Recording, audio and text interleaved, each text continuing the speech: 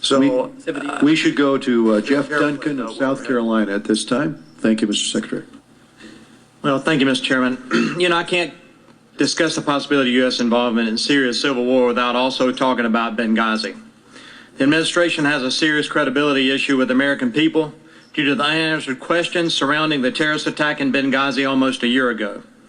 When you factor in the IRS targeting of conservative groups, the AP and James Rosen issues, Fast and Furious, and the NSA spying programs, bottom line is that there's a need for accountability and trust building from the administration.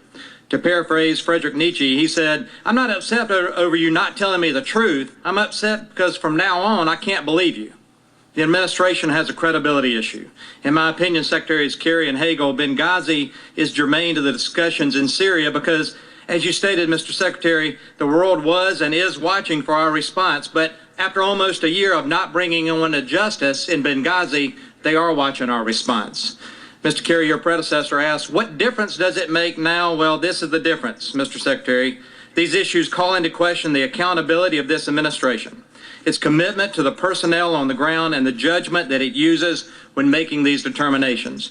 The American people deserve answers before we move forward talking about military involvement in Syria. Section 4 of your testimony today said this is about accountability. Sure it is. The American people deserve answers about Benghazi before we move forward with military involvement in Syria's civil war. This is the picture. You're not be able to see it from there. You might be able to see it on the screen, but this is the picture of Tyrone Woods given to me by his father, Charles Woods, a Navy SEAL. The Woods family deserve answers. He was killed in Benghazi. America deserves answers before we send another man or woman the caliber of Ty Woods into harm's way, especially in another country's civil war, especially when there's no clear indication that there's an imminent threat to the United States. I don't question that chemical weapons were used in Syria. I've looked at the classified briefings. I do ask that, if so, where are the other signatory countries of the Chemical Weapons Convention as the U.S. beats the drums of war against this regime in Syria? I have spoken to hundreds of constituents. This represents about 300 emails that my office has gotten, and not a one member in my district in South Carolina, or the emails of people that have contacted my office say, go to Syria and fight this regime. To a letter, they say no, do not go into Syria. Don't get involved in their civil war.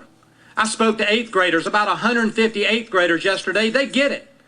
They get it that we shouldn't be drug into someone else's civil war where there are no good guys. There are no good guys to get behind here, and I can only envision an escalation of this current conflict. The same administration that was seemingly so quick to involve the U.S. in Syria now was reluctant to use the same resources at its disposal to attempt to rescue the 4 brave Americans that fought for their lives in Benghazi. Mr. Kerry, you have never been one that has advocated for anything other than caution when involving U.S. forces in past conflicts. The same is true for the President and the Vice President. Is the power of the executive branch so intoxicating that you would abandon past caution in favor of pulling the trigger on a military response so quickly? The reason that I say Benghazi is germane to our discussions on Syria is this. Secretary Kerry, have there been any efforts on the part of the United States, directly or indirectly, to provide weapons to the Syrian rebels, and that would also include facilitating the transfer of weapons from Libyan rebels to the Syrian rebels? have there been efforts to put weapons in the hands of Syrian rebels and also transfer weapons from Libya to Syria? We're going into Syria in a way that the Congressman describes, which I think most people in America don't want us to do. We don't want to do that. That's why the President has said no boots on the ground. This is not about getting into Syria's civil war. This is about enforcing the principle that people shouldn't be allowed to gas their citizens with impunity. And if we don't vote to do this, Assad will interpret from you that he's free to go and do this any day he wants to. That's what this is about, not getting involved in Syria's civil war. So let's draw the proper distinction here, Congressman. We don't deserve to drag this into yet another Benghazi discussion